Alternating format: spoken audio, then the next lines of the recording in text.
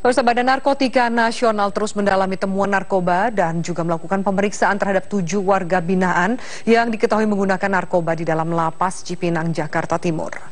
Kabak Humas BNN Slamet Pribadi menyatakan bahwa 7 orang narapidana di lapas Cipinang yang positif menggunakan narkoba akan kembali diperiksa. Saat ini kasus tersebut masih didalami oleh BNNP DKI Jakarta. BNNP DKI Jakarta juga masih menyita narkoba jenis sabu yang ditemukan di dalam lapas tadi malam, serta masih mendalami keterkaitan kasus ini dengan sipir Lapas Bancai, Bandung, Jawa Barat yang ditangkap beberapa waktu lalu. Sebelumnya pada 1 Juni kemarin, petugas BNNP DKI Jakarta menemukan sabu saat melakukan operasi gabungan peredaran narkotika di Rutan Cipinang, Jakarta Timur. Dalam razia ini, petugas menyita 8 paket sabu siap edar beserta alat hisap, serta puluhan alat komunikasi yang diduga digunakan para napi. Petugas juga mengamankan 7 orang terpidana yang berdasarkan hasil urin diketahui positif menggunakan narkoba jenis sabu dan ganja.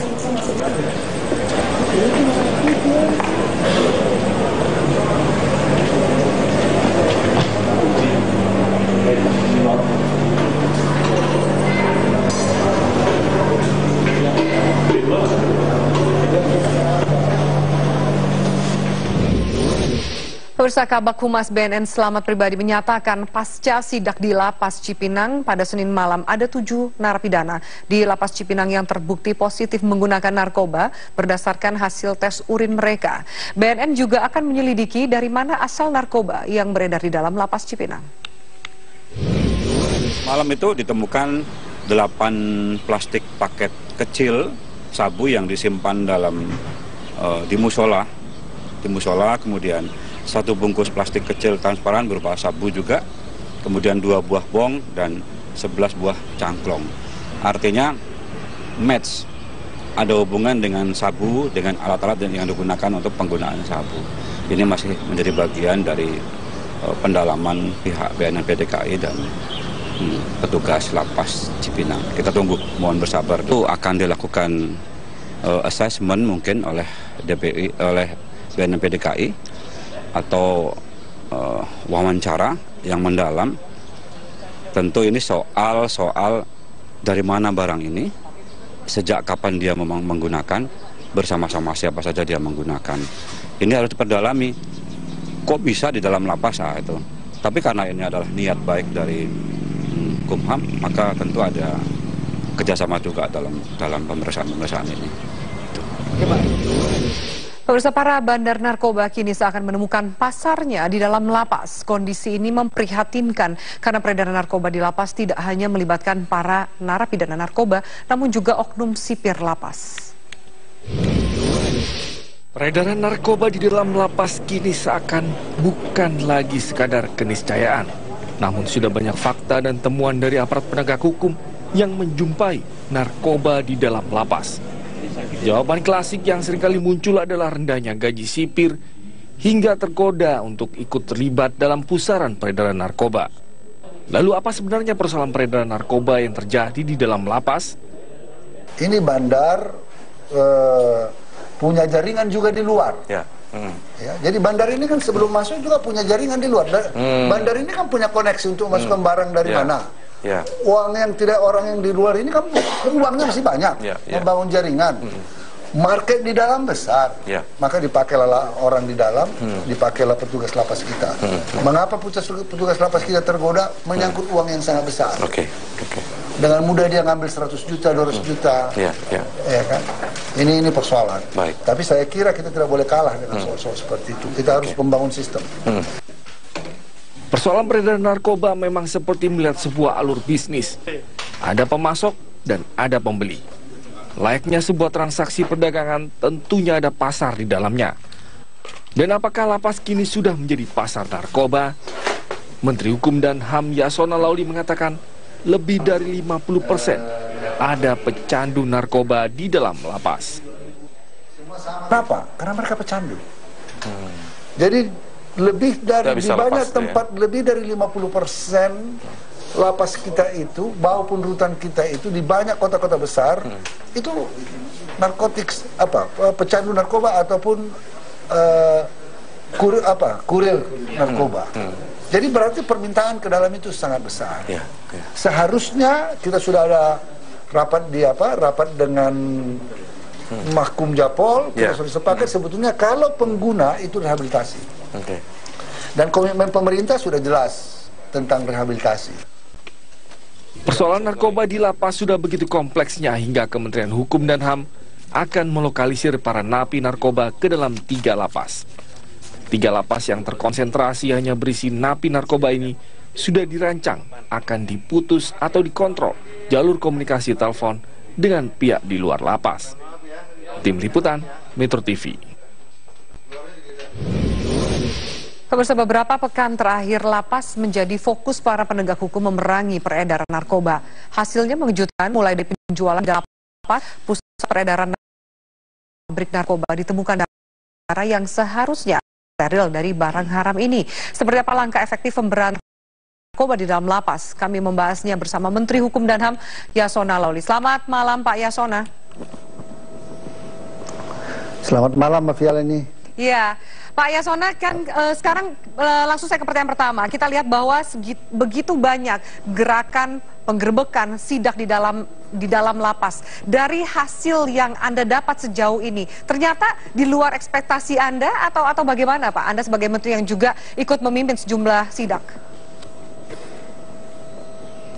Memang ini di luar ekspektasi, tapi kita sudah duga-duga ya. Kita sudah duga-duga, makanya kemarin coba dibayangkan ya waktu di Lapas Bancai itu ya, orangnya baru ketangkap, Dedi seorang supir kita ditangkap di Senen ya, membawa ada 700-an Inex, ada 15 paket sabu, kemudian digeledah rumahnya ya, ketangkap. Nah kemudian malam berikutnya itu Kakanwil juga mengadakan penggeledahan. Memang tidak ditemukan sabu-sabu atau ganja, tapi ditemukan handphone. Tidak berapa lama kemudian, saya 3 hari yang lalu mengadakan sengaja pada malam hari kembali mengadakan sidak secara tiba-tiba, melibatkan BNN, melibatkan Polda Jabar, Dir Narkoba.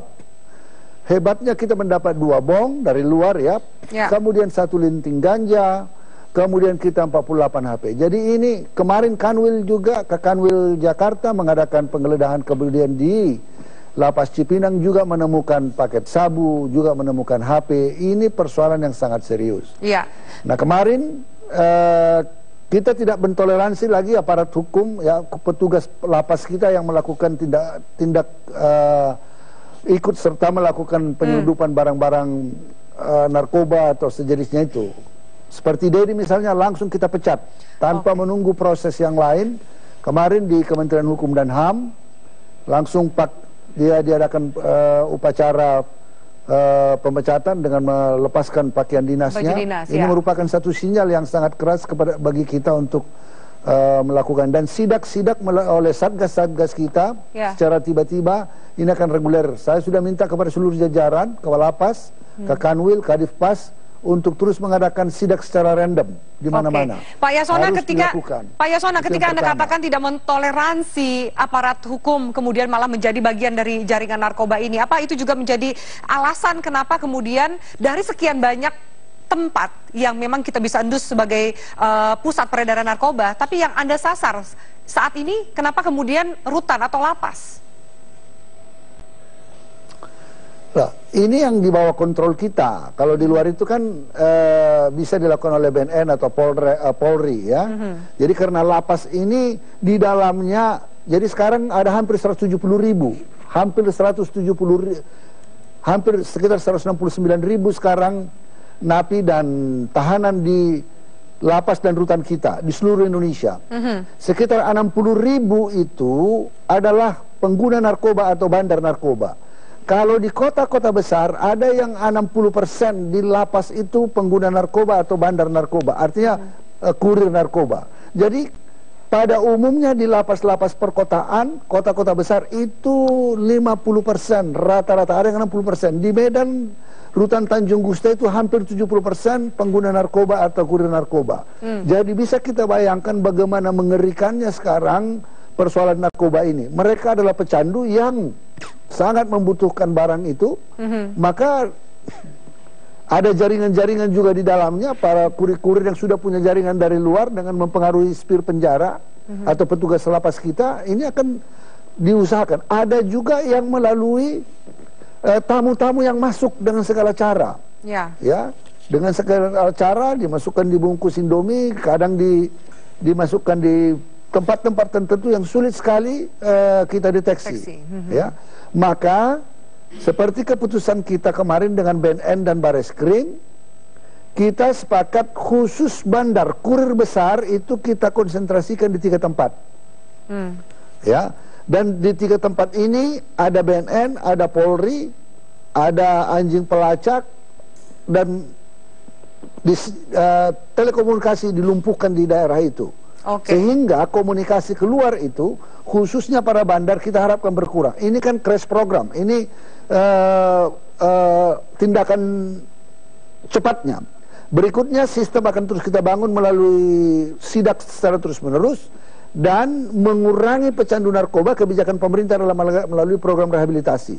Tanpa ada rehabilitasi, ini keinginan untuk bertambahnya orang para pecandu ini akan terus menjadi lingkaran setan yang sangat sulit kita berantas.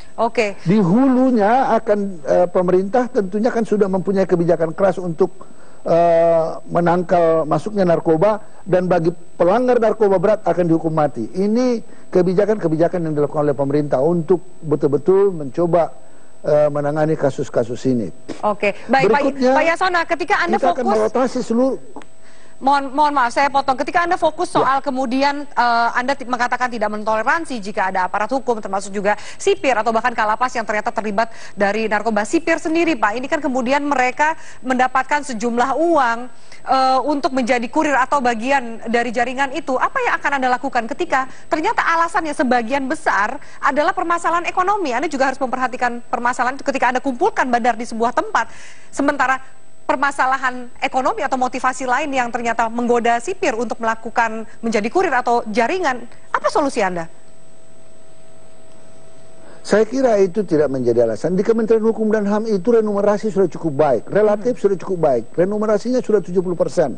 Ya, jadi ini kan soal mentalitas, soal juga ada persoalan saya temukan misalnya di Lapas Bancel, ya, itu KPLP-nya sudah 10 tahun di sana. Ini harus dirotasi, tidak boleh lagi KPLP ataupun petugas kamtipnya itu di satu tempat sampai bertahun-tahun sehingga papan dan punya jaringan keluar.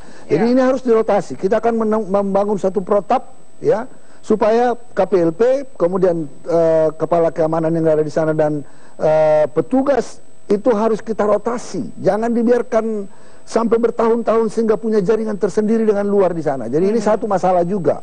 Ya, sudah kita pelajari, ini tidak boleh kejadian. Ya, saya sudah katakan, saya Kementerian Hukum dan HAM, saya sebagai menteri tidak menoleransi, tidak ada toleransi. Pada saat negara kita mengatakan perang terhadap narkoba, masa aparat kita yang melakukan itu sendiri? Ya, kita juga mendengar ada polisi yang juga menggunakan narkoba. Ini baru-baru saja. Ini memprihatinkan kita semua. Jadi saya kira, ya, kita harus lakukan. Kami minta masyarakat juga mendukung kami, ya, memberikan informasi kepada kita kalau mengetahui hal-hal ada jaringan yang masuk ke lapas, rutan dan lain-lain, informasikan segera kepada kita. Kita terus akan mengadakan kerjasama dengan BNN dan Polri. Baik, Pak Yasona, kita tahan sejenak. Kami akan lanjutkan, terutama saya akan bahas mengenai wacana pembangunan lapas khusus bandar, pro dan kontranya. Kita bahas sesaat lagi, pemirsa. Kami juga akan mengundang narasumber dari Kabag Humas BNN dan juga Sekjen Granat. Tetaplah bersama kami.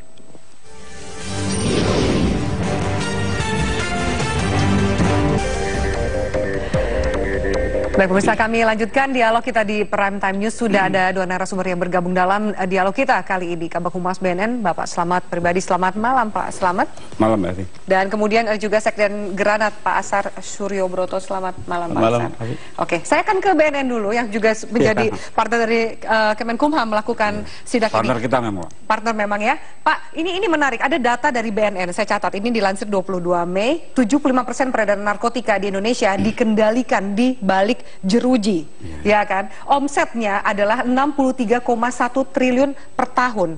Pak, saya mau tanya soal omset ini. Ini omset peredaran narkotika di dalam lapas atau omset narkotika yang dikendalikan dari dalam lapas? Mungkin perlu saya perbaiki. 63,1 ini adalah kerugian material di Indonesia. Oke, bukan omset ya berarti ya? Bukan omset. Ini kerugian material di Indonesia, hasil penyelidikan hasil riset antara Puslitkes UI dengan BNN. Lalu Pak, kemudian 75% peredaran narkotika dilakukan di balik jeruji.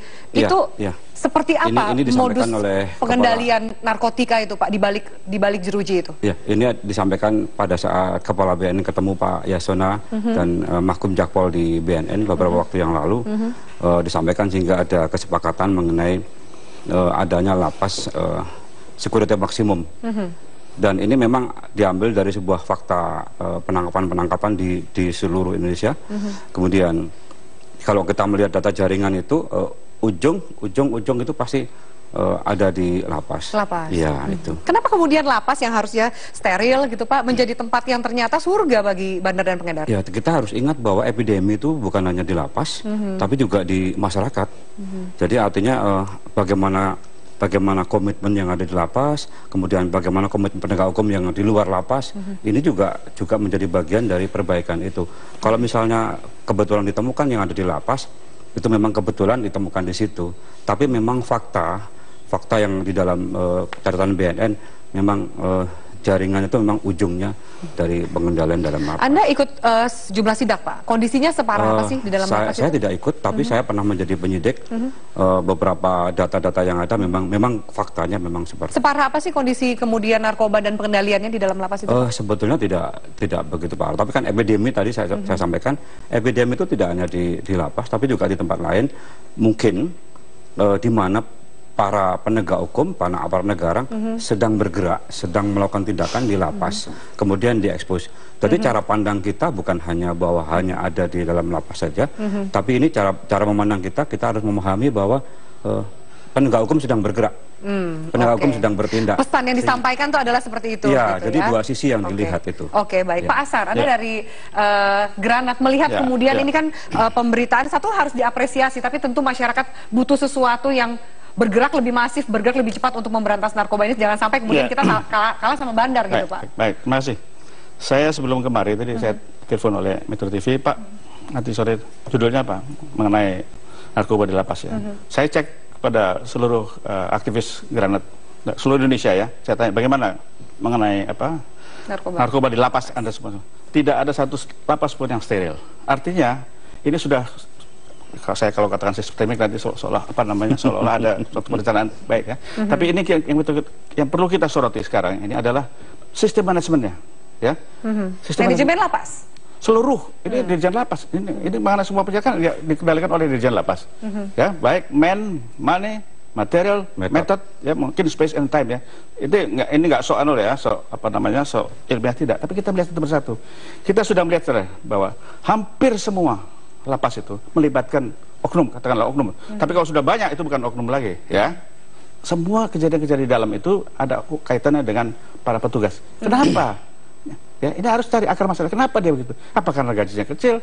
Dikatakan tadi tidak, saya sudah tanyakan, remunerasi cukup baik kata Pak Menteri. Oke, saya mau tanya sekarang.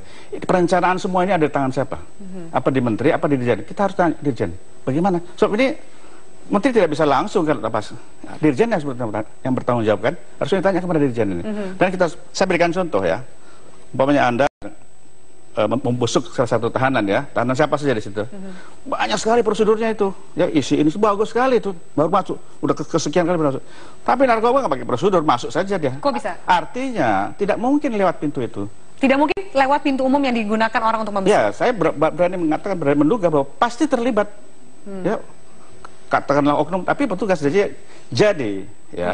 Kalau umpamanya ada operasi, dan operasi ini harus lakukan terus-menerus, tidak angkat-angkat ayam, dan operasi ini bukan populis ya, betul-betul mencari. Kalau ada yang menghalang-halangi angkut, kalau ada petugas lapas yang menghalangi angkut, periksa. Bahkan kalau perlu, para petugas yang bertanggung jawab di semua lapas ya, periksa. Rekeningnya PPATK libatkan. Oke, ada melibatkan PPATK untuk kemudian melihat rekeningnya. Baik, kita masih bergabung bersama kita Pak Yasona. Iya. Ya, Vi. Baik, Pak Yasona, tadi ada sejumlah masukan, kemudian terutama soal sistem dari manajemen lapas. Bagaimana tanggapan Anda? Bahwa ternyata ya jalur untuk memasukkan semua barang-barang haram itu dan juga alat komunikasi tidak lewat pintu yang digunakan pada umumnya untuk membesuk napi. Bisa saja terjadi, bisa saja. Tapi seharusnya semua tamu, semua orang harus melalui pintu utama, itu harus. Bahwa yang menjadi persoalan ada petugas yang justru menjadi kurirnya ke dalam, itu baru persoalan besar. Karena dia tetap dari jalan situ, apalagi kalau menyangkut kepalanya misalnya, KPLP-nya, dia kan tidak mungkin diperiksa. Jadi coba dibayangkan sekarang ini ada sekitar 32.000 bandar dan kurir narkoba ada di dalam. Ya, 32.000 ini punya jaringan di luar.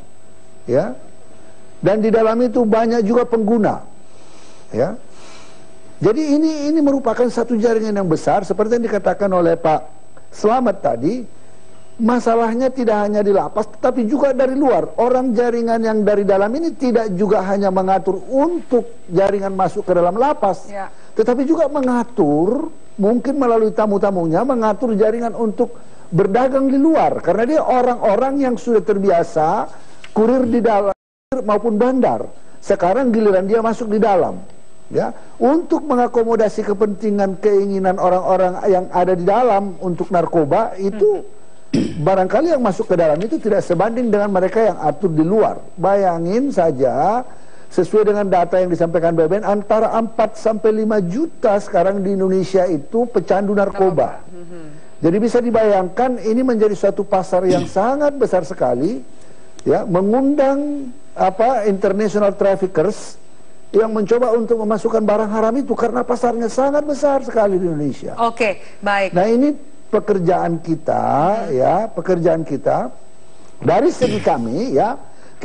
Saya sudah katakan KPLP harus dirotasi secepatnya, tidak boleh terlalu lama di sana, dan kita akan membangun sistemnya adalah sistem kota-kota besar semua. Nanti anggarannya sudah saya sediakan tahun ini untuk kota-kota besar, membangun CCTV di setiap blok, kunci dan juga termasuk di dalamnya kunci dengan sistem fingerprint. Ini untuk mendeteksi siapa saja yang pernah masuk dan itu terekam untuk melacak nanti orang-orangnya. Baik Pak Yasona, mohon maaf saya harus potong Anda. Kita akan lanjutkan usai jeda berikut ini. Pak Yasona, kami juga akan membahas soal kontroversi, jangan kemudian rencana dari Kemenkumham dan juga mungkin BNN membangun lapas khusus bandar ternyata malah dikhawatirkan menjadi sarang dari narkoba yang baru. Kita lanjutkan sesaat lagi. Ya, baik pemirsa, kita lanjutkan. Saya akan tanya ke Pak Slamet. Pak Slamet, ini ketika kemudian dirasa, ini statement dari BNN, dirasa bahwa ada perbedaan persepsi antara penegak hukum yang kemudian ternyata menjadi mempersulit situasi kita untuk memberantas narkoba. Misalnya adalah bagaimana kemudian lebih mudah masuk tahanan. Tapi sekarang kita tahu bahwa dengan persepsi itu tahanan jadi over capacity. Yeah. Lalu kemudian bagaimana ini supaya mindset dan persepsi itu bisa sinkron dan sama-sama berubah? Penegak hukum kita ini adalah positivis. Pelatihan, kurikulum itu banyak mendoktrin, memberikan pelajaran, suka sekali memenjarakan orang, sehingga lapas menjadi penuh. Ini juga salah kita semua. Kemudian, padahal di samping ada hukum material, ada hukum formil, ada asas kemanfaatan, kemudian asas tujuan pembinaan, kemudian ada asas subsidiaritas, di mana pidana itu ditempatkan pada posisi yang sangat hati-hati apabila hukum lain sudah tidak mempan. Ada namanya asas ultimum remedium. Tapi yang terjadi adalah kurikulum kita lebih mengarahkan orang, memenjarakan orang, sehingga lapas menjadi penuh. Harusnya ada restoratif, restoratif justice di mana pada kasus-kasus tertentu tidak perlu masuk ke penjara. Contoh, pengguna untuk diri sendiri. Kasus-kasus kecil. Kalau rampok, bandar silakanlah masuk ke lapas. Tapi untuk kasus-kasus yang kecil tidak perlu masuk ke meskipun di dalam hukum pidana tidak ada istilah perdamaian. Lalu bagaimana menyamakan persepsi yang Anda katakan tadi dengan kemudian penegak hukum yang lain? Ya, kurikulum harus dirubah. Kemudian yang positivis tadi harus diingat. Jangan berpikir soal hukum pidana material dan hukum pidana formal saja. Ingatlah asas. Bagaimana subsidiaritas, bagaimana ultimum remedium itu harus diterapkan kepada semua petugas. Dalam kasus-kasus tertentu itu harus bersifat restoratif, dikembalikan pada posisi mula. Jangan dipenjarakan pengguna itu, gitu loh. Kemudian ada yang bisa direhab supaya kemudian juga harus mengkalkulasi soal kapasitas dari rutan. Tadi komitmen Pak Yason tadi, Pak Menteri tadi menyampaikan program pemerintah bahwa kita perlu merehabilitasi bagi pengguna untuk diri sendiri dalam waktu tertentu dengan cara-cara tertentu. Nggak perlu dimasukin penjara. Dampaknya penuh. Tapi biasanya ujungnya kan balik lagi ke anggaran, gitu, Pak Asyar. Bagaimana nih anggarannya? Saya kembali ke judul tadi, Pak. Lapas, pasar, narkoba, ya kan? Saya apresiasi kepada Pak Menteri, ya. Kan berarti baru ini, tapi sudah berkali-kali melakukan penindakan-penindakan sidak dan sebagainya itu ya. Tapi ya. Kalau orang disidak itu biasa tuh besok tuh sepi udah. Ini enggak disidak besok minggu. Jadi akhirnya seperti cerita bersambung saja kan. Berarti ada yang salah. Ya? Bukan sidaknya yang salah, ada yang salah. Ya tadi saya katakan tadi bahwa ini namanya harus dibongkar secara total. Tadi manajemen ya. Menurut Anda mampu nggak sih dibongkar secara total? Bisa kalau mau. Pertama dari manusianya dulu kan. Ya kan? Faktor men tadi saya sudah katakan tadi bahwa teman-teman saya Granat seluruh Indonesia katakan tidak ada yang steril satupun. Artinya apa? Itu bukan barang mati. Ada manusia yang dan kita tidak bisa nyalahkan juga. Kenapa dia begitu? Mungkin gajinya kecil dan sebagainya. Dan tadi ada sistem anggaran ya. Tadi kan kalau tidak salah sistem anggaran yang ada di Dirjen Lapas ini dikendalikan. Ini menurut yang saya dengar ya, dikendalikan oleh kementerian. Ya. Jadi saya ingin tahu. Sebetulnya harus ditanya pada Pak Dirjen, mengendalikan anggaran, perencanaan anggaran di mana? Mengendalikan tidak? Bagaimana? Jangan sampai nanti alasannya ini anggaran kecil. Kalau menteri bilang ini sudah cukup. Kalau cukup kenapa dia masih mau main? Berarti kan ada sesuatu kan, itu salah satu lagi. Terus yang lain lagi, money, material segala macam kan. Katakanlah apa tadi ada alat-alat segala macam komunikasi. Kita sering mendengar ya setelah tertangkap CCTV-nya rusak atau dirusak. Ini kan kembali lagi ya. Tapi kan ada tadi Pak Menteri mengatakan bahwa bagian dari CCTV, kunci pengamanan, fingerprint semua kan bagian dari situ. Itu yang bagus sekali. Tapi rata-rata yang sudah kita lihat ini, yang terjadi semuanya tidak berfungsi. Bukan tidak berfungsi, tidak tahu saya tidak berfungsi itu tidak difungsikan ya. Saya apresiasi kepada Menteri, tapi oknum-oknum yang merusak ini itu perlu dilakukan tindakan. Anda sebagai kemudian bagian perwakilan dari juga masyarakat ketika mendengar wacana membangun lapas khusus bandar, apa tanggapan Anda? Begini, kami punya di 105, 106 Undang-Undang Narkotika. Kami ya masyarakat punya hak, ya, punya kesempatan, ya, punya tanggung jawab di dalam membantu P4GN ya, antara dalam ini juga ya. Nah, itu. Saya apresiasi juga akan memisahkan antara napi narkoba karena kutip para bandar sebagainya, tempat yang khusus bisa berbeda. Satu. Menurut kami ya, itu ada usaha yang baik untuk memisahkan. Karena itu harus ada isolasi dan sterilisasi. Tetapi selama ya, ada pemikiran kami, selama dia masih ada di daratan ini ya, itu transaksi komunikasi dan segala macam masih bisa terjadi. Jadi harusnya ditaruh di mana? Saya pernah, kami pernah ya, Granat pernah mengusulkan di salah satu pulau ya kerasnya untuk para napi narkoba yang kakap ini sudah pisahkan saja. Ya, dan itu saya kira mungkin perlu pengkajian, tapi salah satu yang paling bisa kita dilakukan adalah itu. Kemudian pengamanan kita tidak berikan kepada sipir lagi, pada TNI, Angkatan Laut dan Polri. Karena apa? Mereka yang makan besuk pasti lewat dermaga ini kan. Nah di situ sudah bisa di filter. Ya. Oke, baik, kita tanya tanggapan Pak Menteri. Pak Yasona, bagaimana tanggapan Anda? Ini kan juga ternyata untuk membangun lapas khusus bandar jangka panjangnya, ini pekerjaan rumahnya banyak sekali. Belum lagi ketika banyak juga sentimen miring yang mengatakan itu hanya akan menjadi sebuah sarang narkoba yang baru. Loh, kalau nggak dilakukan itu ya tetap juga ada di sarang-sarang lainnya. Paling tidak kalau kita konsentrasi dia tersebar di beberapa tempat, ada di mana-mana toh. Tapi kalau mereka ini kita kumpulkan di suatu tempat dengan security, dengan terlibat BNN, terlibat Polri, terlibat kita di dalam, dan dia sifatnya maksimum security. Kemudian komunikasi tidak boleh diadakan di sana, ya, pengamanannya betul-betul baik. Saya kira ini merupakan langkah awal. Baik, kalau bagus idenya kita buat di satu pulau jauh di luar sana, tentunya, ya, tapi itu kan memakan biaya yang besar, membuat satu tempat. Tetapi yang penting, coba ya saya buat dulu contoh bagaimana padatnya narkoba kita, lapas kita sekarang. Di lapas kelas 2 Banjarmasin itu sekarang kapasitasnya itu sudah 649% dari yang seharusnya. Oke. Bayangkan saja itu. Jadi satu tempat tidur diisi, satu slot untuk tidur diisi oleh 6,5 orang. Wah, itu sangat lebih parah dari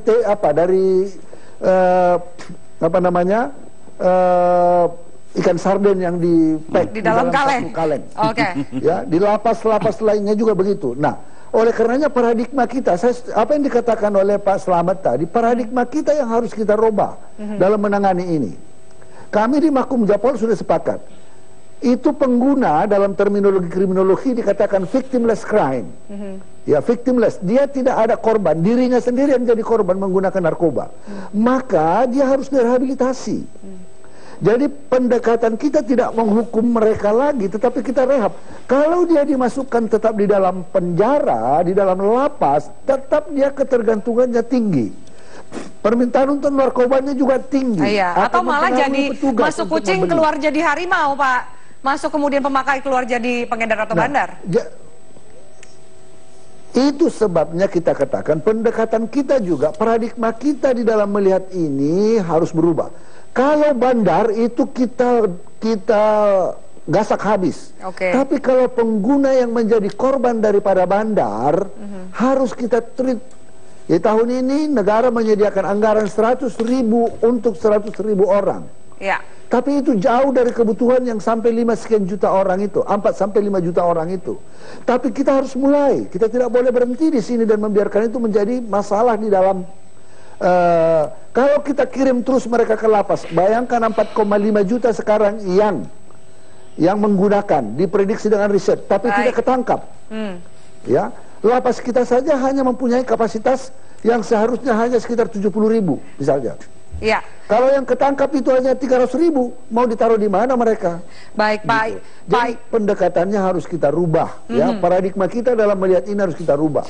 Paradigma harus dirubah, kemudian pendekatan juga harus dirubah. Anda katakan bahwa anggarannya tidak terlalu besar, tapi itu cukup baik untuk memulai langkah ini, ya. Baik, terima kasih Pak Yasona. Kita akan lihat bagaimana kemudian komitmen dan juga konsistensi Kementerian Anda dan juga sejumlah rekan, antara lain ada BNN, kemudian juga ada kepolisian untuk memberantas narkoba. Terima kasih banyak atas waktunya Pak Yasona Lawli dan juga Pak Slamet, dan Pak Asep, terima kasih atas waktunya. Habis, kita akan lanjutkan di acara dan juga diskusi berikutnya. Terima kasih. Dan pemirsa, kami akan lanjutkan Prime Time News sesaat lagi bersama rekan Indra Maulana. Di antaranya adalah